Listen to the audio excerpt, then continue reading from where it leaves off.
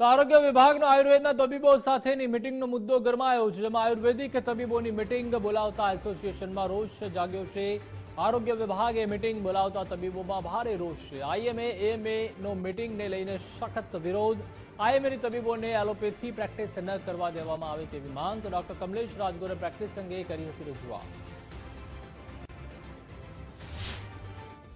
આરોગ્ય વિભાગ દ્વારા આગામી 3 જાન્યુઆરીના રોજ આયુર્વેદિક જે તબીબો છે તેઓ એલોપેથી પ્રેક્ટિસ કરી શકે તેવા આશયથી એક મીટિંગ બોલાવવામાં આવી છે અને આ મીટિંગને લઈને Ahmedabad medical association, Indian medical association સાથે જોડાયેલા તબીબોમાં ભારોભાર રોષ જોવા મળી રહ્યો છે।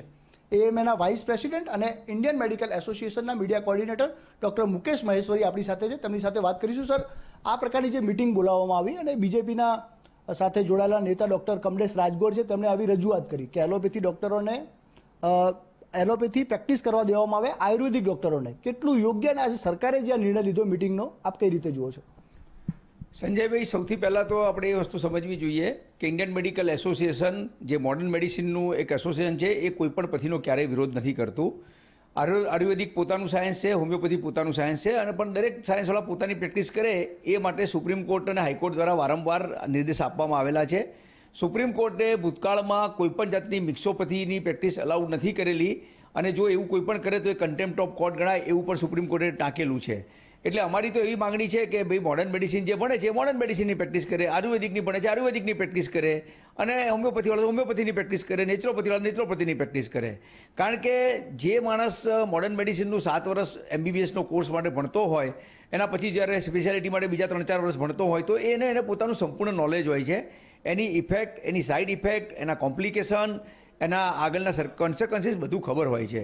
સિમિલરલી આયુર્વેદિકવાળાને પણ એ પોતાને વાત પીત કત કે જે રીતની એમની થિયરી હોય એ પ્રમાણે ચાલતો હોય એને બધી પોતાની ખબર હોય છે, એને મોડર્ન મેડિસિનની ખબર નથી, અમને આયુર્વેદિકની ખબર નથી હોતી। આજે હું મોડર્ન મેડિસિનનો ડૉક્ટર થઈને આયુર્વેદિકની પ્રેક્ટિસ કરું તો એ મારા માટે ખોટું કહેવાય। અને સરકારે તો આ બાબતમાં રસ લીધો છે ને એના માટે મીટિંગ પણ બોલાવી છે। હા, અમે એનો સંપૂર્ણ રીતે વિરોધ કરીએ છીએ અને સરકાર એ પ્રમાણે અમારી નોંધ લેશે। અમે સરકારને ઓલરેડી કાગળ લખી દીધો છે કે મોડર્ન મેડિસિનના ડૉક્ટર્સ એ જ મોડર્ન મેડિસિન પ્રેક્ટિસ કરી શકે। કોઈ પણ બીજા ડિગ્રીવાળા ડૉક્ટર કે કોઈ ક્વેક જેની પાસે કોઈ ડિગ્રી નથી ને કોઈ ફાલતુ ડિગ્રી લઈને પ્રેક્ટિસ કરી રહ્યા છે એ સમગ્ર સમાજ માટે જોખમકારક છે, દર્દીઓના હિત સાથે, એમના જાનમાલ સાથે ચીડા છે।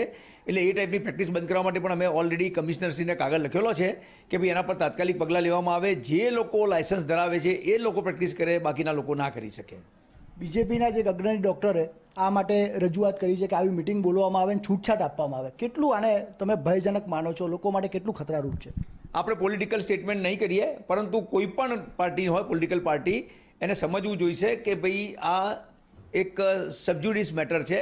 સુપ્રીમ કોર્ટમાં અને હાઈકોર્ટમાં આની ચર્ચા થઈ ચૂકેલી છે અને કોર્ટે સ્પષ્ટ શબ્દોમાં કહ્યું છે કે જે કોઈ પણ જાતની મિક્સોપેથી આ દેશમાં અલાઉડ નથી અને ના થવી જોઈએ। બિલકુલ જોઈ શકાય છે કે બિલકુલથી જે તબીબોમાં રોષ છે ને ઇન્ડિયન મેડિકલ એસોસિએશન તરફથી ડૉક્ટર મુકેશ મહેશ્વરીએ જણાવ્યું તે પ્રમાણે મિક્સોપેથી નહીં ચાલે।